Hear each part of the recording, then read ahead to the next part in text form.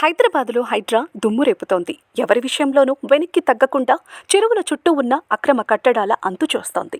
తాజాగా ఈ సంస్థ సీఎం రేవంత్ రెడ్డికి పరోక్షంగా షాక్ ఇచ్చింది. ఎలాగంటే సీఎం రేవంత్ రెడ్డి సోదరుడి ఇంటికి హైడ్రా అధికారులు నోటీసులు అంటించారు. సీఎం సోదరుడైన తిరుపతి రెడ్డి ఇంటికి వెళ్లిన హైడ్రా అధికారులు ఎంట్రన్స్ దగ్గర నోటీసులు అంటించారు.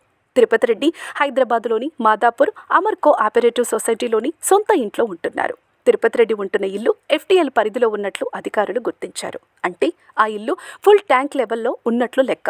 అంటే ఆ ఇల్లు ఉన్న చోట చెరువు ఉండాలి, చెరువు నీరు ఉండాలి. చెరువు నిండి ఉన్నప్పుడు ఆ నీరు ఆ ఇంటి వరకు కూడా వెళ్తుంది.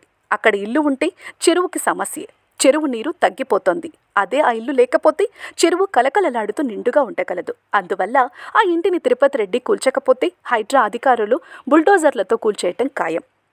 తాను 2015లో ఇల్లు కొనుక్కున్నానన్న తిరుపతి రెడ్డి అది FTL పరిధిలో ఉన్నట్లు తేలితే దాన్ని కూల్చేసుకోవచ్చని హైడ్రా అధికారులకు తెలిపారు. అందువల్ల అధికారులు మరోసారి క్లారిటీ చూసుకొని FTL పరిధిలోకి వస్తే కూల్చేసే అవకాశాలు ఉన్నాయి. దుర్గం చెరువు దగ్గర కూడా భారీగా ఆక్రమణలు జరిగినట్లు అధికారులు భావిస్తున్నారు.